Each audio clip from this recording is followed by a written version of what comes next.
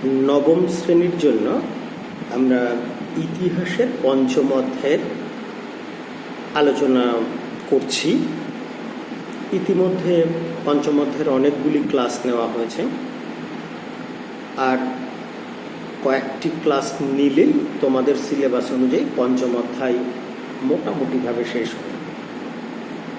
তো আজকে আমরা পঞ্চম অধ্যায়ে যে বিষয়টা আলোচনা করব সেটা হচ্ছে ইটালিতে কিভাবে ফ্যাসিস্ট শক্তি বা ফ্যাসিবাদ বা মুসোলিনির উত্থান ঘটেছিল। আসলে আলোচনাটা এরকমভাবে করব যে ইটালিতে ঠিক কোন প্রেক্ষাপটে ফ্যাসিবাদ বা ফ্যাসিবাদের জনক মুসোলিনির উত্থান ঘটেছিল এবং ওই পটভূমি বা প্রেক্ষাপটকে কাজে লাগিয়ে মুসোলিনি কিভাবে ইটালিতে সর্বশক্তিমান বা ক্ষমতাশালী হয়ে উঠেছিলেন। তো ইটালিতে মুসোলিনির উত্থানের আলোচনা শুরুর আগে একটু বলে নিই যে প্রথম বিশ্বযুদ্ধের পরবর্তীকালে বিশ্বশান্তি প্রতিষ্ঠার জন্য কিংবা যুদ্ধ পরবর্তী পরিস্থিতি পর্যালোচনার জন্য যে সমস্ত শান্তি চুক্তি হয়েছিল তার মধ্যে উল্লেখযোগ্য হল ভার্সাইয়ের শান্তি চুক্তি। তো এই ভার্সাইয়ের শান্তি চুক্তির মধ্য দিয়ে জার্মানি কিংবা ইটালি কোনো দেশেরই বিশেষ লাভ হয়নি, বরং দুদেশই বিশেষত জার্মানি বিপুল পরিমাণ ক্ষয়ক্ষতির সম্মুখীন হয়েছে এবং প্রথম বিশ্বযুদ্ধের জন্য জার্মানিকেই দায়ী করা হয়েছে। তো জার্মানির আলোচনায় আমরা পরে আসব। ভার্সাইয়ের চুক্তির মধ্য দিয়ে যেহেতু ইটালি বিশেষ লাভবান হয়নি, তাই ভার্সাই চুক্তির বিরোধিতা করা ইটালির জনগণের বা শাসকের একটা যেন দায়িত্ব বা কর্তব্যের মধ্যে দাঁড়ায়। প্রথম বিশ্বযুদ্ধের পরবর্তীকালে আমরা জানি শান্তির জন্য প্রতিষ্ঠিত হয়েছিল লিগ অফ নেশনস, কিন্তু লিগ অফ নেশনসের পক্ষে দীর্ঘদিন ধরে বিশ্ব শান্তি প্রতিষ্ঠার জন্য কার্যকরী ভূমিকা নেওয়া সম্ভব হয়নি। একই সঙ্গে প্রথম বিশ্বযুদ্ধ পরবর্তী এক দশকের মধ্যেই বিশ্বের দেখা গিয়েছিল অর্থনৈতিক মহামন্দা বা গ্রেট ডিপ্রেশন। তো এই সব কিছু মিলিয়ে ইউরোপের রাজনীতিতে একটা ডামাডোল তৈরি হয়েছিল। সার্বিকভাবে ইউরোপের জনগণের মধ্যে গণতান্ত্রিক শক্তি বা উদারতান্ত্রিক শক্তি এর প্রতি অনাস্থা তৈরি হয়েছিল এবং স্বৈরতান্ত্রিক একনায়কতান্ত্রিক সরকারের প্রতি একটা স্বাভাবিক ঝোঁক বা প্রবণতা দেখা গিয়েছিল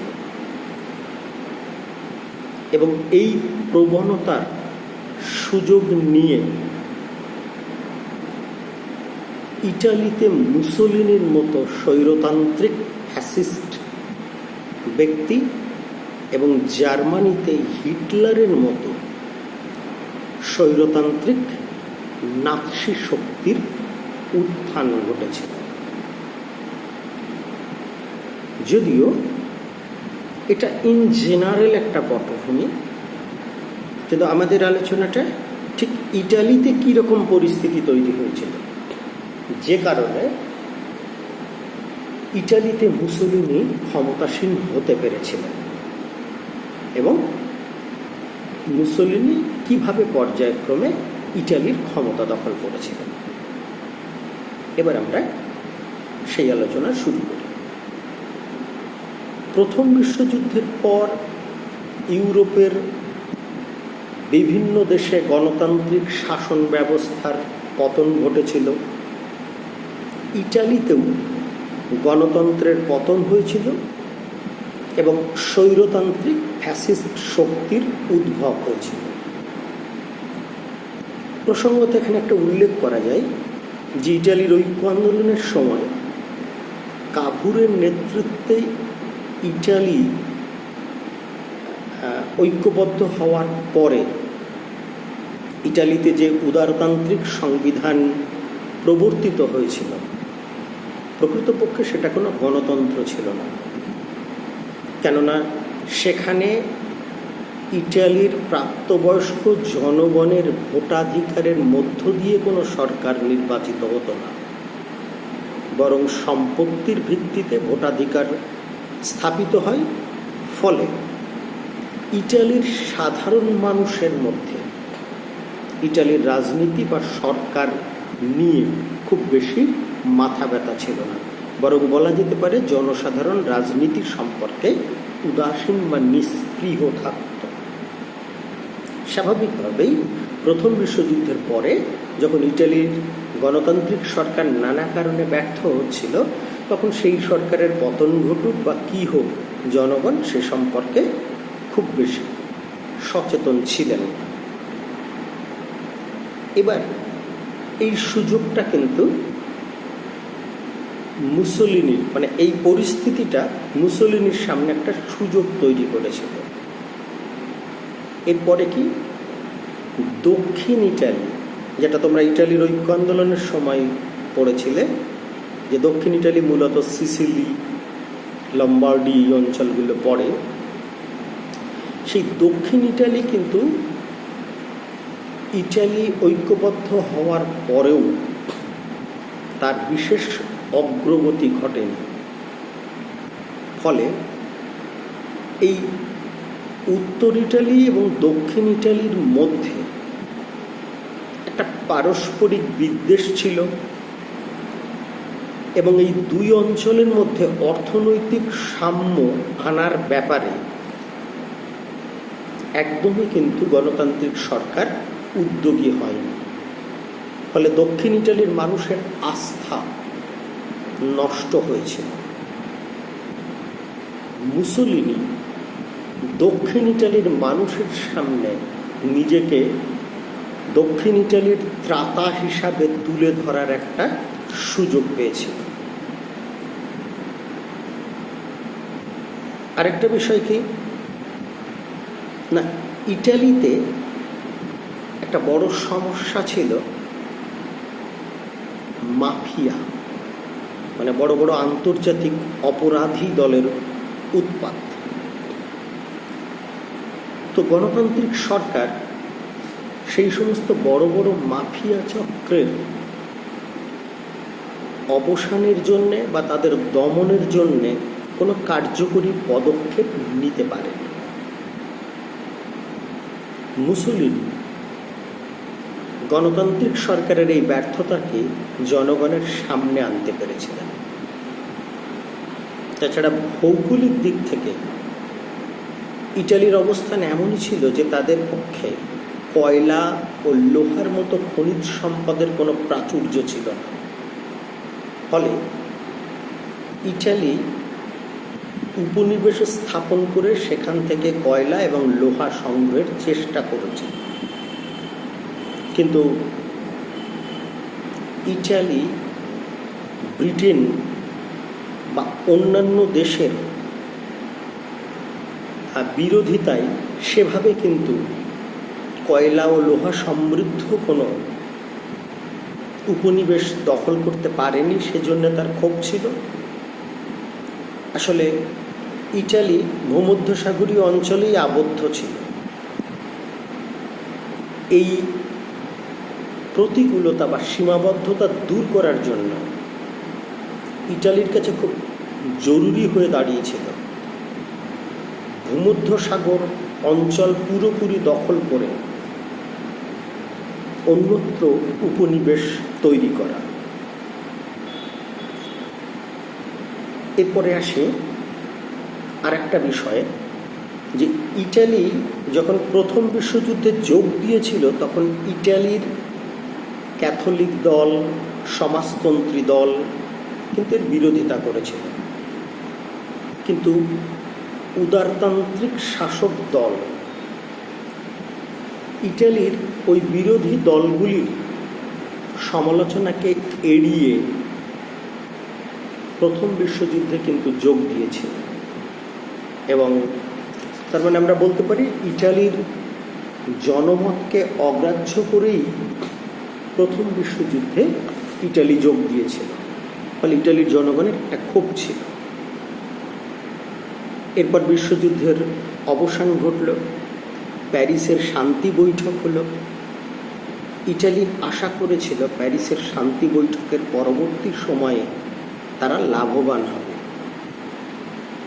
কিন্তু দুর্ভাগ্যের বিষয় প্যারিসের শান্তি বৈঠকে ইটালি যোগ দিলেও সে একরকম খালি হাতে ফিরল, খুব একটা লাভ কিছু তার হয়নি।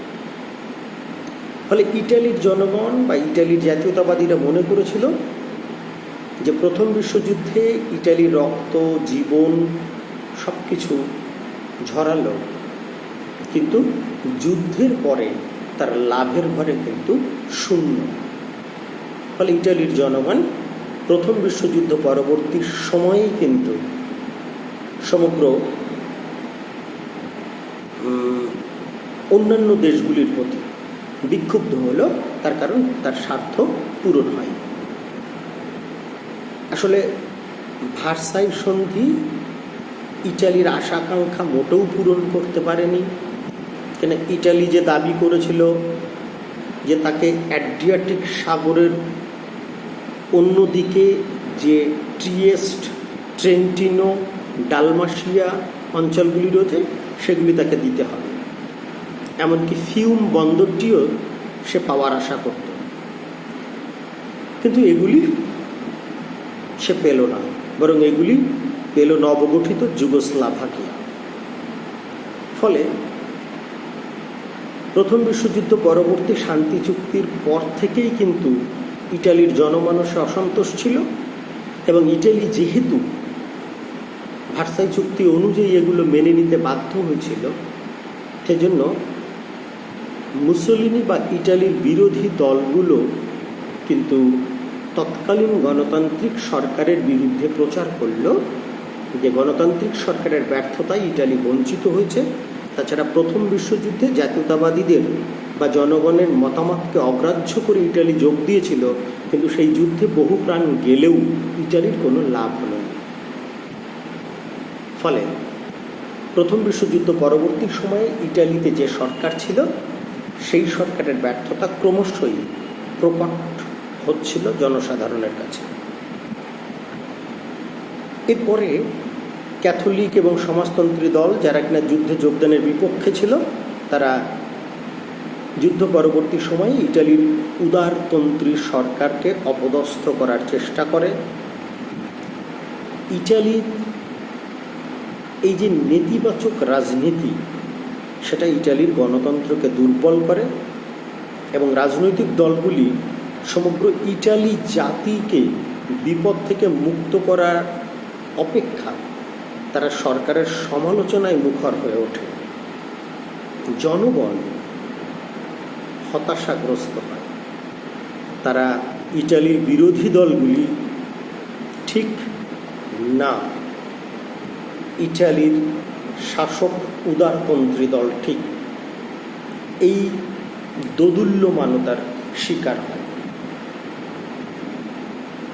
এই পরিস্থিতিতে যুদ্ধ পরবর্তী সময়কালে মহামন্দার সূত্রে ইটালিতে তীব্র অর্থনৈতিক সংকট দেখা দেয়, যুদ্ধ ফেরত সেনাদল ছাঁটাই শুরু হয় এবং তাদের বেকারত্ব বাড়ে, ইটালিতে জিনিসপত্রের দাম বাড়ে, শিল্পদ্রব্যের অভাব দেখা দেয়, জনজীবন এক কথায় দুর্দশাগ্রস্ত হয়ে ওঠে।